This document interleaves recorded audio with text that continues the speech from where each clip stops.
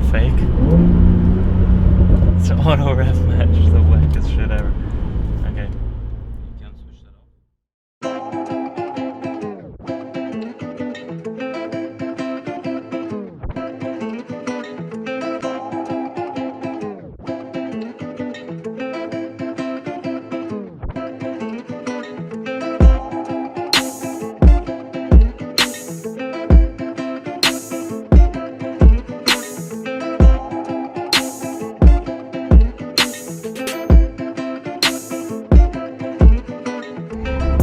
Hey guys, what's up? It's Yannick. Welcome back to Gasoline Culture.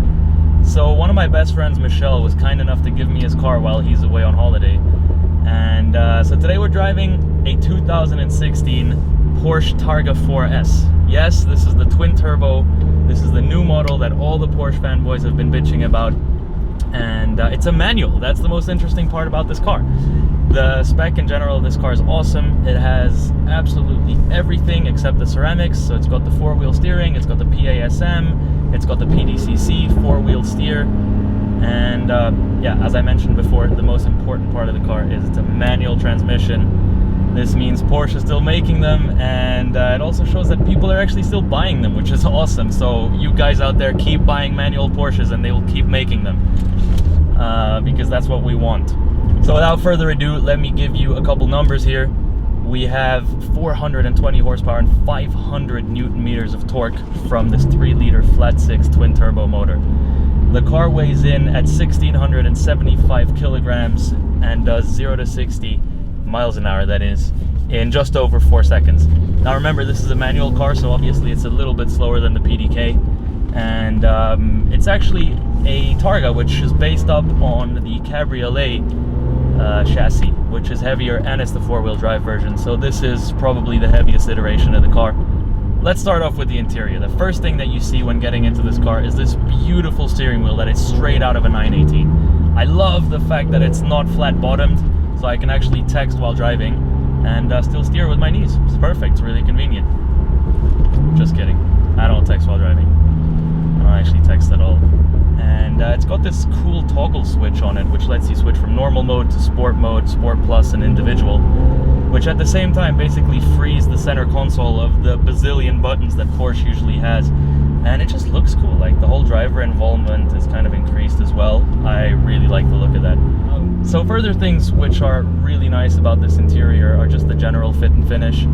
It's a wonderful place to be, as usual on Porsches. It's you know, leather and Alcantara pretty much everywhere you look, and it's just fantastic. You know, the seats are great, they're very supportive, 18-way adjustable, very comfortable on long drives, but they really hold you in place when you're going through the twisties. One thing that I really dislike about the interior, though, is the vast use of plastics, okay? I mean, this is a really expensive high-end car, and I really don't think that they should be using this amount of plastic. I mean, all the buttons are plastic, and just like this trim on the steering wheel, I mean, it's really not that pretty. And remember the days where you actually got aluminum when getting the aluminum trim inside Porsches? Well, those days are long gone. You're getting some kind of silver painted plastic instead, and I just really think that it should be of a higher grade. So much more important than the changes on the interior is actually what's beneath the skin of this Porsche. Yes, this is the motor that everyone has been crying about, and no, it's not naturally aspirated anymore. This car has a 3-liter twin-turbo flat-six. It's an all-new motor built by Porsche, and this is probably due to the fact that there's new emissions and new regulations that even Porsche must follow. So whilst everyone's been crying about this car not having a naturally aspirated motor in it anymore, you have to look at it this way.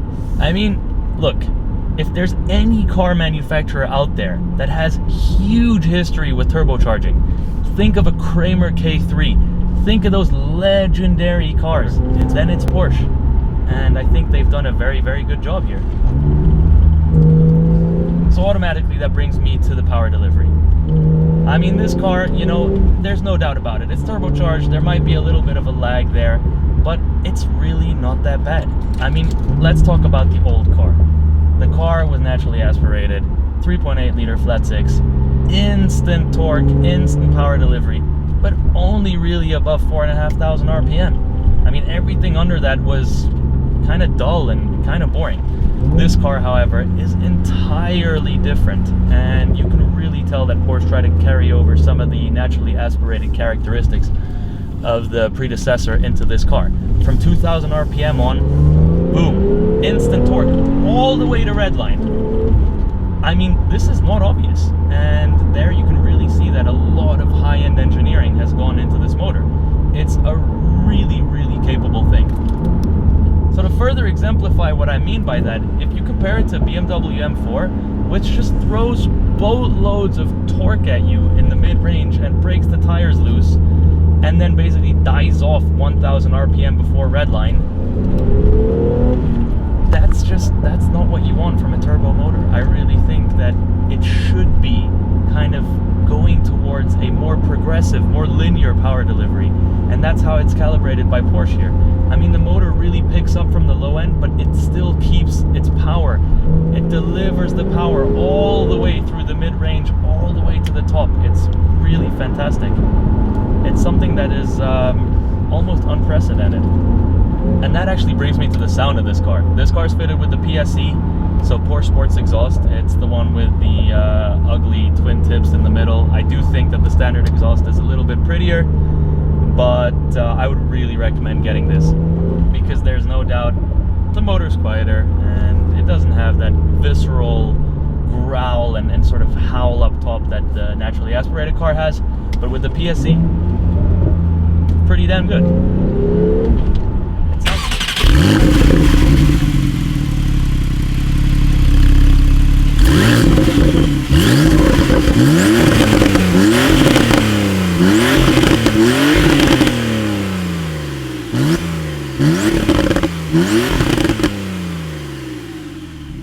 If you're the kind of guy who loves the pops and bangs, you know, coming from the exhaust when you let off the gas, then this is the car for you.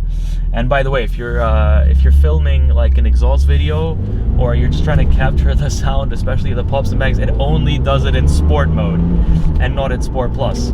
So just for you guys out there, little tip from me, leave it in sport if you want it to pop and bang. So let's talk a little bit about the steering. After all, this is a Porsche, and it is electric steering, because hydraulic steering doesn't really exist anymore nowadays.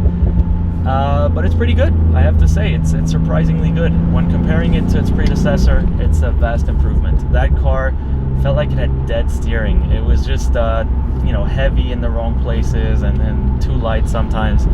This car is really, really nice from a steering perspective. It's calibrated very well, and it's not as heavy as a BMW in its M setting, but it's not as light as a Ferrari either. It's kind of like the perfect amount of weight that comes into play, and I have to say I really enjoy it. I mean, it doesn't steer as well as, for example, a 997 GT3, which to me is like the epitome of steering. It's such a great car to drive, and if you're really looking for a car that steers beautifully or want to experience it, then go drive a 997 GT3. So obviously we have to talk about the suspension, and we're currently in the comfort mode, which I personally think is the best mode for this car. The sport setting is just too stiff. It's too harsh for normal roads, and basically makes the car jumpy. The car will not sort of, you know, absorb the bumps in the streets, and I think it's more to be used on a perfectly flat racetrack and not on public roads. It really makes the car jump around, and you actually lose traction. So for sporty driving on public roads, which obviously we don't do because all we do is drive like grandmas, I would really recommend the comfort setting. It's super nice, it's subtle, it's very compliant, and still sporty. It never loses that typical Porsche sporty touch. You know, it sucks up all the bumps in the road, which really makes sure that you have the maximum amount of rubber on the tarmac, and just a very, very good suspension setup in this car, that's for sure. Alright, so last but not least, we have to talk about the most important part of this car, the manual transmission. For me, this is the best part about this car. I love dual clutch transmissions, but a Porsche and a manual transmission is just an unbeatable combo.